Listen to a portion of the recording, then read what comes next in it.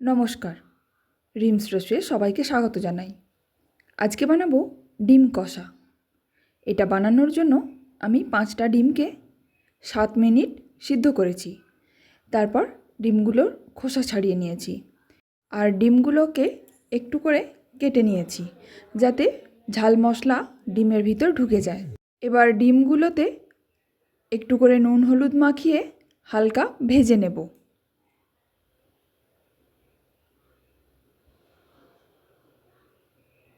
ডিমগুলো ভেজে নেওয়ার জন্য গ্যাসে কড়াই বসিয়ে তাতে 1 টেবিল চামচ মতো সরষের তেল দিয়েছি। আপনারা সাদা তেলেও ভাজতে পারেন। ডিমগুলো তেলের মধ্যে দেওয়ার পর সমানে নাড়াচাড়া করতে হবে যাতে ডিমগুলোর সব দিকটাই সমানভাবে ভাজা হয়।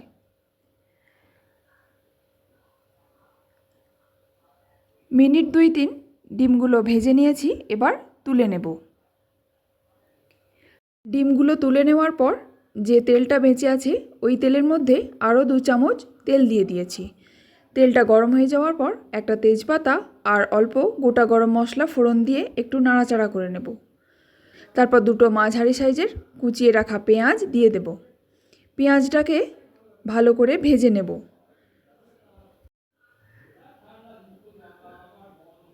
পেঁয়াজটা ভালো করে ভাজা হয়ে গেছে, এবার এর মধ্যে দিয়ে দেব 2 চা চামচ আদা রসুন আর কাঁচা লঙ্কার পেস্ট।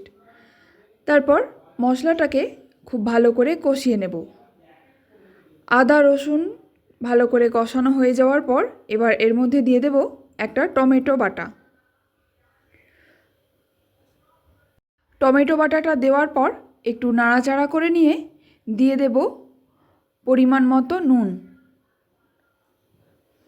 তারপর টমেটোটাকে মশলার সঙ্গে কিছুক্ষণ কষিয়ে নেব যতক্ষণ না কাঁচা গন্ধটা চলে যায়।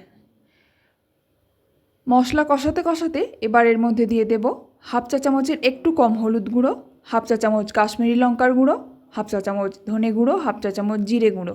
তারপর অল্প জল দিয়ে দেব যাতে মশলাটা না পুড়ে যায়। এবার আরও কিছুক্ষণ মশলাটা কষিয়ে নেব। এইভাবে কষাতে কষাতে এর মধ্যে দিয়ে দেব 2 টেবিল চামচ ফ্যাটানো টক দই। দইটা দেওয়ার সময় গ্যাসের ফ্লেমটাকে একদম লোতে রাখতে হবে, নাহলে দইটা ফেটে যাবে। যখন মশলার সঙ্গে দইটা খুব ভালো করে মিশে যাবে তখন গ্যাসের ফ্লেমটা মিডিয়াম করে দেব। এইভাবে কষতে কষতে যখন মশলা থেকে তেল ছেড়ে আসবে তখন এর মধ্যে দিয়ে দেব সিদ্ধ করে রাখা ডিম। তারপর মশলার সঙ্গে 1 মিনিট মতো ডিমগুলো নাড়াচাড়া করে নেব। 1 মিনিট পর এর মধ্যে জল দিয়ে দেব। আমি এখানে 1 কাপ জল দিয়েছি। আপনারা যেমন গ্রেভি পছন্দ করবেন সেই অনুযায়ী জল দেবেন। এবার খুব ভালো করে মিশিয়ে নেব। ভালো করে মিশিয়ে নেওয়ার পর 5 মিনিট রান্না হতে দেব। 5 মিনিট পর এবার এর মধ্যে দিয়ে দেব অল্প একটু ধনেপাতা কুচি। সব শেষে দিয়ে দেব 1/2 চা চামচ মতো গরম মশলার গুঁড়ো। তারপর ভালো করে মিশিয়ে নিয়ে গ্যাসের ফ্লেম বন্ধ করে নামিয়ে নেব। তৈরি হয়ে গেল ডিম কষা। আপনারাও বাড়িতে এইভাবে একবার ট্রাই করুন, আশা করছি ভালো লাগবে। রেসিপিটা যদি ভালো লাগে তাহলে প্লিজ একটা লাইক, শেয়ার আর সাবস্ক্রাইব করে দেবেন। শেষ পর্যন্ত ভিডিওটি দেখার জন্য অসংখ্য ধন্যবাদ।